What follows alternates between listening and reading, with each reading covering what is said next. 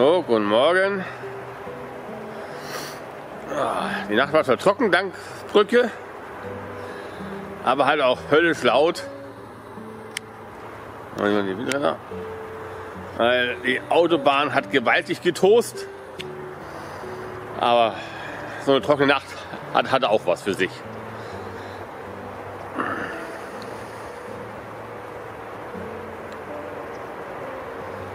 Ja. Und dann hat es keine Weitertschüssen gehabt, deswegen hat die Autobahn halt wirklich gewaltig getost. So, wir sind wieder drin im Boot. So, alles da runtergebracht. Und auf geht's. So, ich bin genau um 8 Uhr losgekommen. Ich soll mir auf jeden Fall heute sehr oft hinter mir schauen. Es sind bisher viel mehr Schiffe raufgefahren als runterwärts. Da habe ich selber gerade ein Passagierschiff gesehen, was runtergefahren ist, und gerade eben ein Frachtschiff. Aber es sind viel mehr rauf als runter. Wenn die nämlich alle nicht in der Nacht durch sind, dann müsste dann von oben ganz schön was kommen. So, heute vermutlich der letzte Tag mit den optimalen Reisebedingungen. Schön kühl, knapp im Regen, aber ein bisschen leichter Regen. Okay, hier ist schon Starkregen, weil ab Dienstag soll es richtig schön werden. Da wird es wahrscheinlich gleich zu heiß werden, weil wir viel mehr Wasser brauchen. Aber dann kriege ich vielleicht doch glatt mal meine schöne kurze Hose wieder trocken. Schauen wir mal.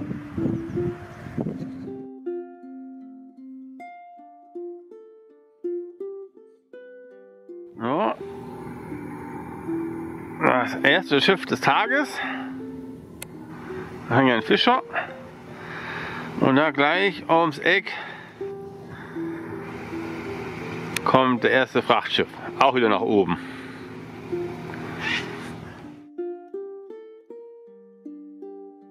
So, das hier ist ein Landgewässer. Da drin ist Motorbootfahren und Ankern verboten, aber Paddeln wäre erlaubt. Ein Wahnsinn. Es findet hier noch gleich Wassersport statt. Der erste Sportpaddler auf der Tour. Ja, ein Zweier.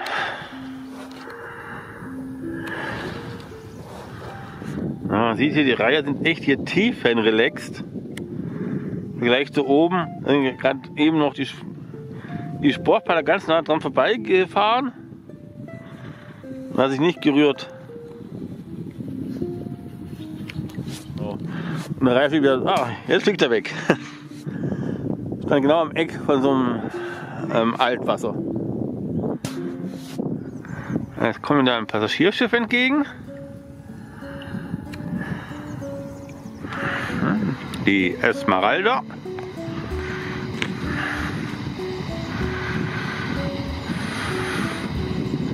Ein sehr sympathisches Schiff, nimmt Fahrräder mit.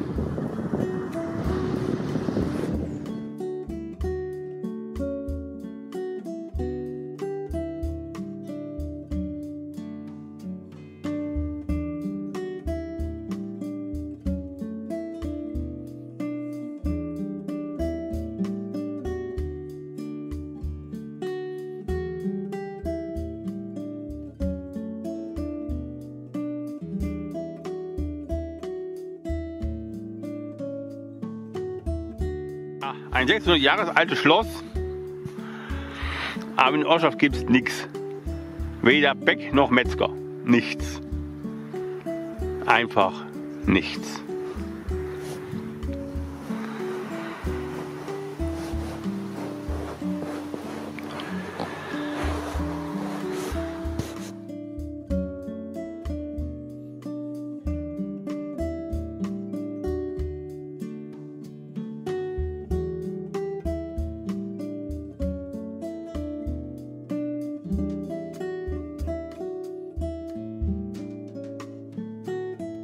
Da hat einer sein Kajak an den Nagel gehängt, beziehungsweise an den Baum. Ja, das machen wir noch einen kleinen Blick. über Schweinfurt.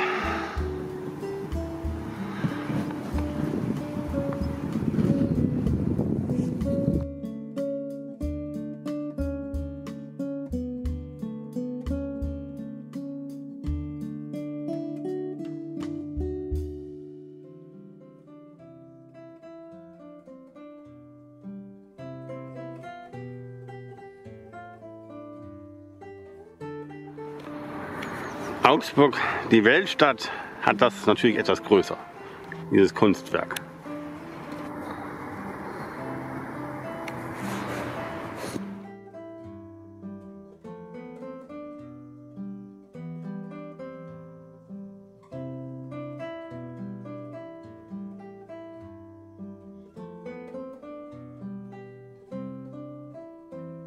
Also wenn die Schleusen weiterhin immer kleiner werden, dann ist bald meine Seawave zu lang.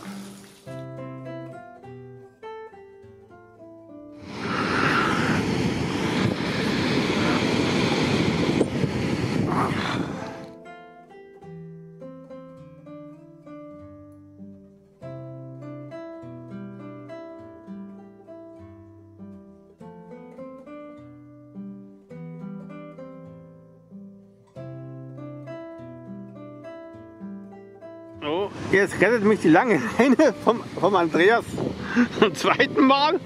In der Schleuse wäre vielleicht meine noch gegangen, aber hier dann nicht mehr, um es davor zu kriegen.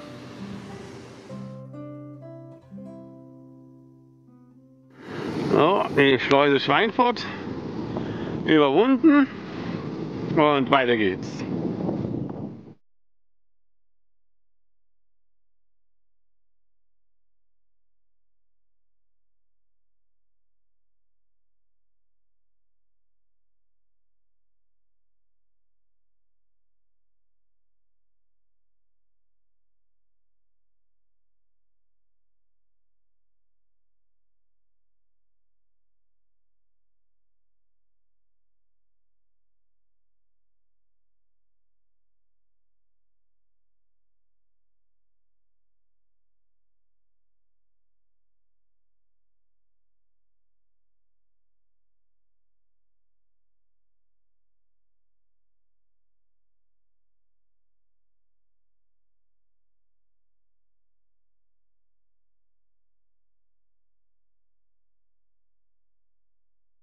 Und wird sich so hinter Schweinfurt der Geruch vom Main verändert.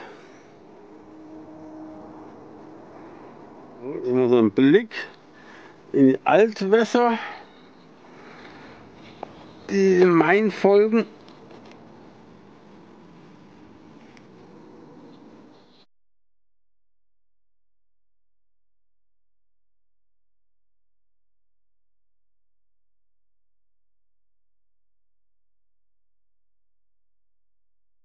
Da vorne die Leitungsarbeiten. Und Obacht geben, wenn die Leitung runterkommt, müssen wir warten, bis sie runterkommt. Aber da ist kein Strom drauf. So, endlich machen wir die Bäume ein bisschen auf. Wenn man das Atomei sieht.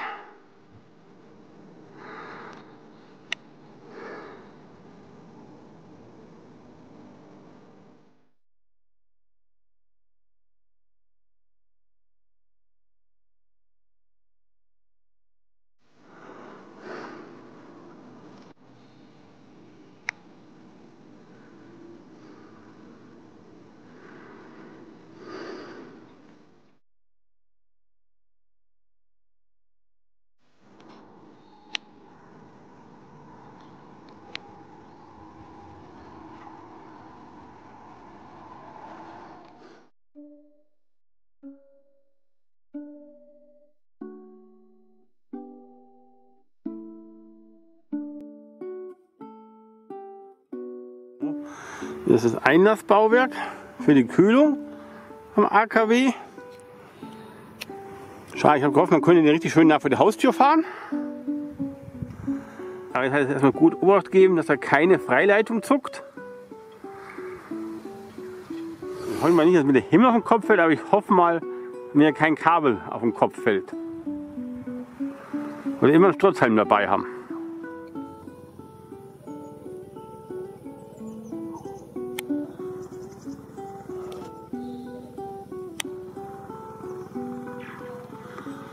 Boah, das schaut voll krass aus.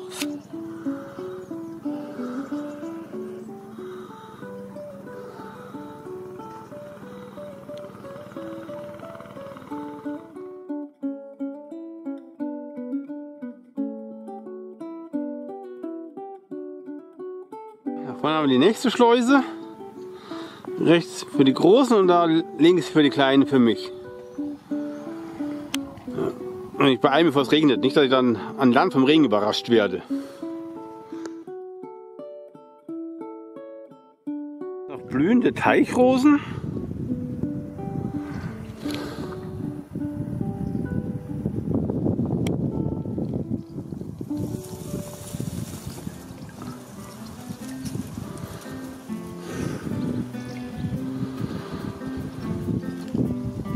Und am Rande Blutwegerich. So Weiderich? Ja, keine Ahnung mehr.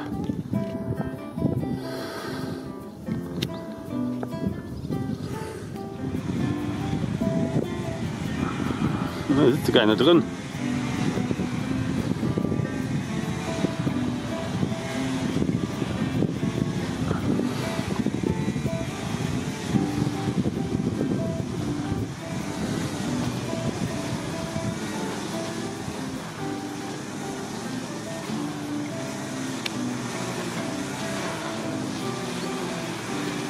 Ich hatte keinen großen Kasten davor, weil sonst hätte ich echt gedacht, wenn ich so einen Kasten davor hätte noch, die anderen, dann wäre mein Boot bald echt zu lang.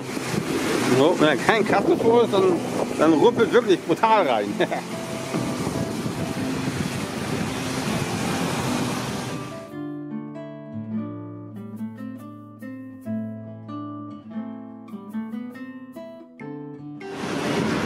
So, und jetzt geht's abwärts.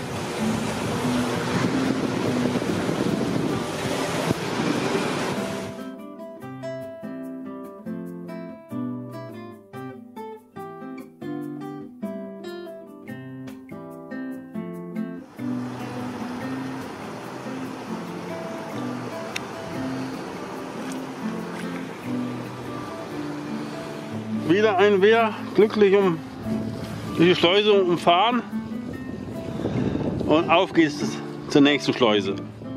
So, einen nächsten Blick. Ja.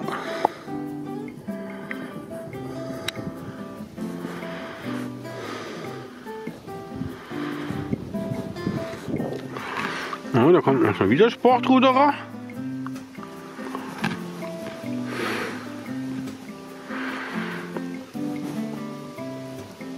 Üben noch.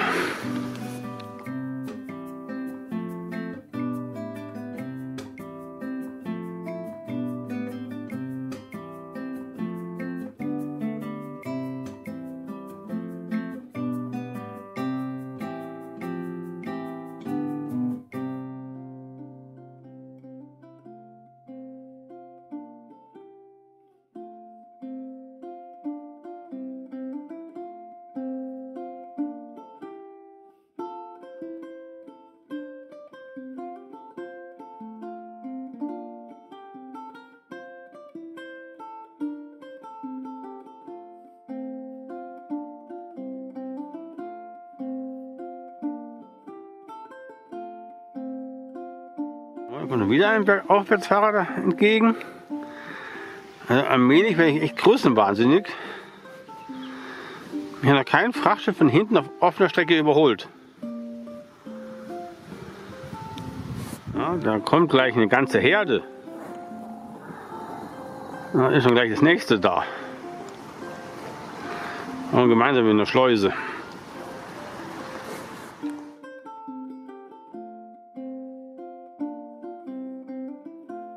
Scheint eine Fähre zu geben. Das ist hier auch die erste, die ich auf dem Main treffe. Ich glaube, da hier wir rauspinksen. Genau, das könnte sie sein. Genau. Jetzt dampft sie los.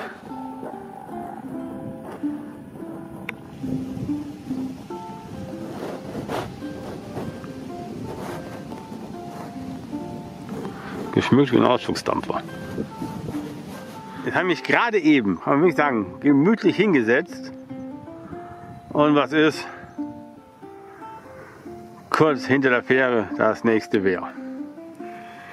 Ich habe Glück, die Bäckerei hat offen und wie es so ausschaut, habe ich eine gute Chance, dass ich auch endlich wieder mal einen Cappuccino kriege.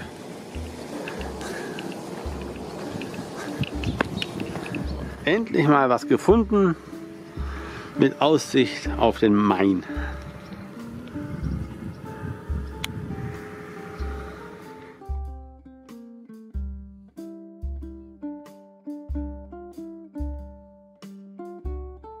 Ich sag ja, fahrend überholt mich keiner von oben runter. Kaum bin ich mal an Land, werde ich überholt vom Frachtschiff. So. Jetzt bin ich gestärkt mit Cappuccino und Kuchen. Jetzt kann die nächste Schleusung beginnen. Und jetzt habe ich aus Verzweiflung den Sündenfall jeden Gummibootfahrers gefahren und gemacht. Ich habe 2 Cola-Glasflaschen an Bord. Also, wenn ich jetzt ungünstig einen Stein treffe, dann saufe ich ab.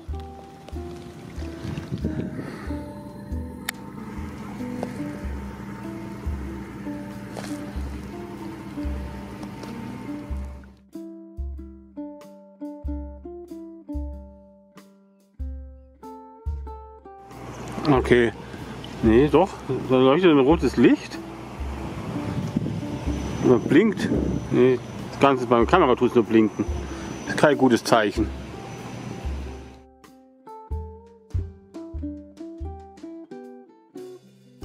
Glück gehabt, das rote Licht hieß bloß, es ist nicht auf Abfahrt gestellt, das Ganze, sondern die Schleusekammer ist leer.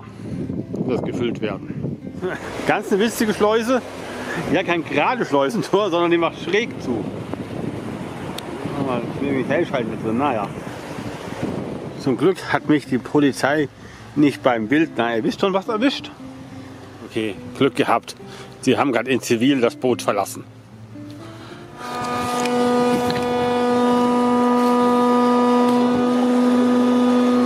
Ah, ist da. Er ist doch noch aufgewacht, die ging nur in Zeitlupentempo. Du hättest eine Stunde gebraucht, bis es gegangen wäre. Ja, hurra. Also zurück ging das Schleusentor wieder in normale Geschwindigkeit, nicht im Zeitlupen-Schneckentempo.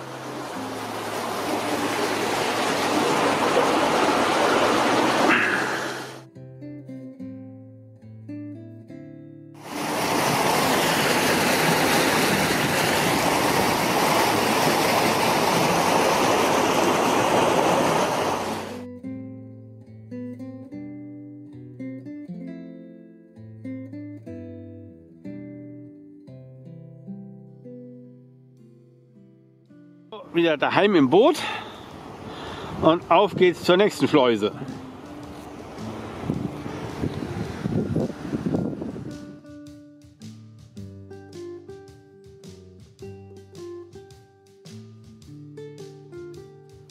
Aus irgendeinem Grund fallen mir jetzt dauernd Eiglieder ein. Ich weiß nicht, woran das liegt. Haben wir die nächste Fähre? Jetzt fährt sich was.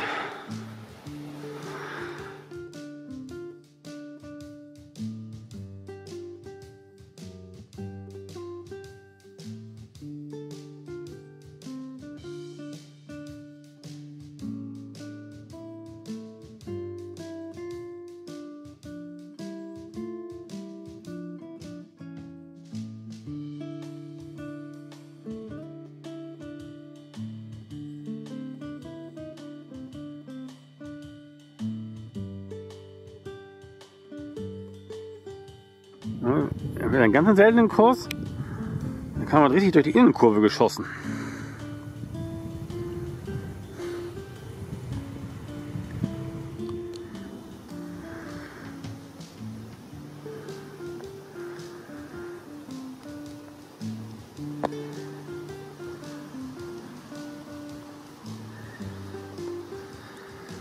Rüber, da ist ein Haufen Inselchen drin.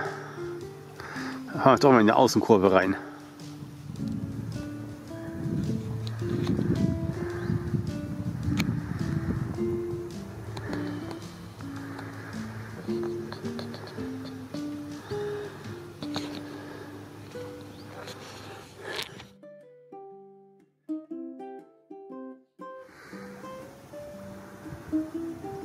Ja. Echt nett hier. Mit den kleinen Inselchen hintereinander.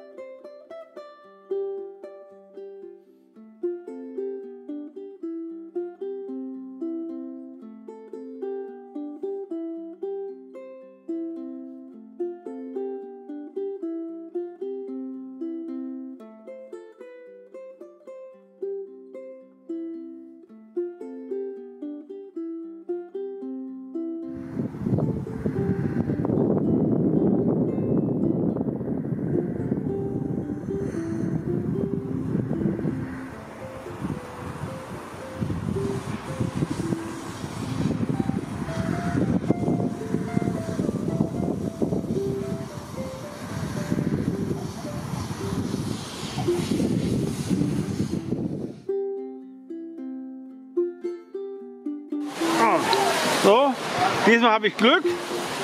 Diesmal kann ich im Boot sitzen bleiben. Ich werde geschleust. Hurra!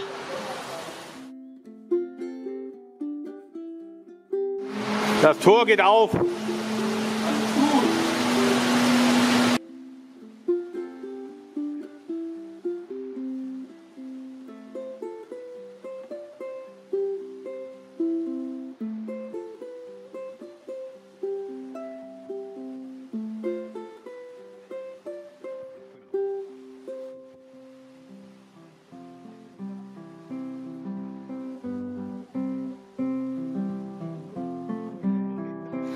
Also nur gut, dass ich meinen 2-Fuß-Paddel auf 240 verkleinern kann.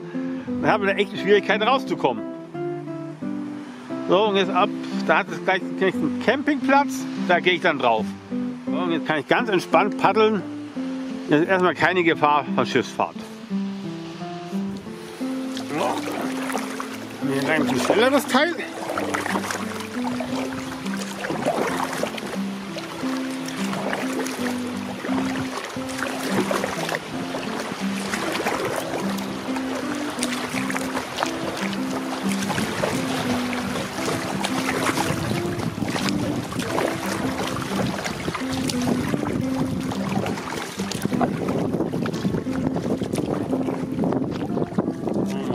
Noch was hat, aber ich glaube noch weniger.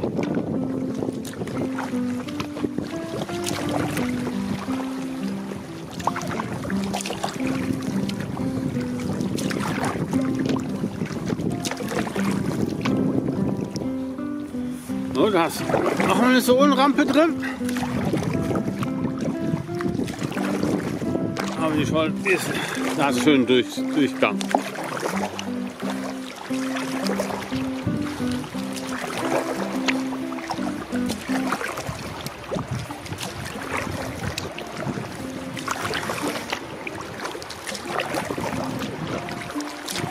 Echt schön gemacht, sieht man deutlich, wo man durch muss, schön breit.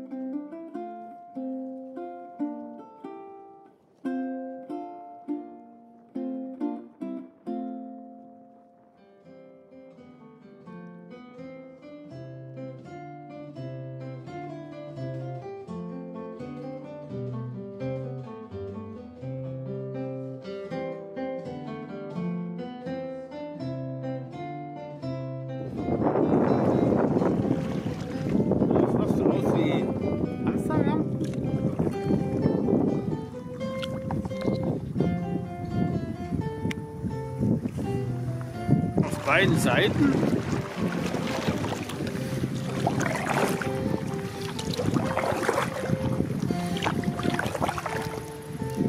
Auch.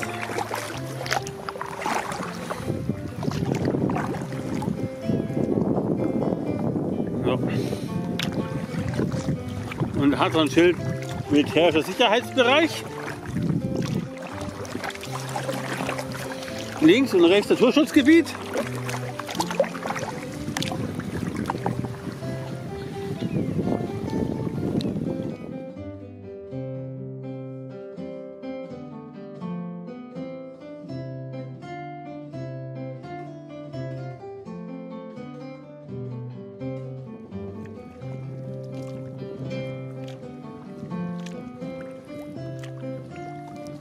Kanzlerrampen sind sehr linkslastig.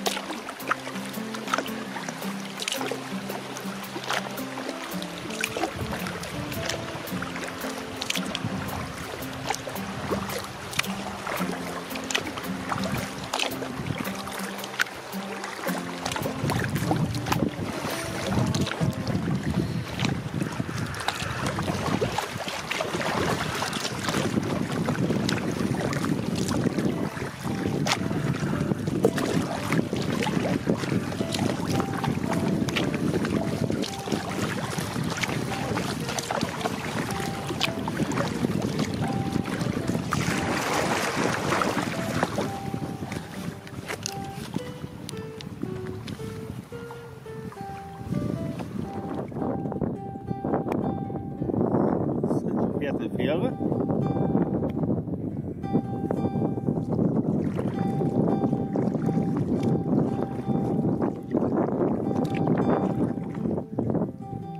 Da gibt es scheinbar Floßfahrten durch den Alt rein.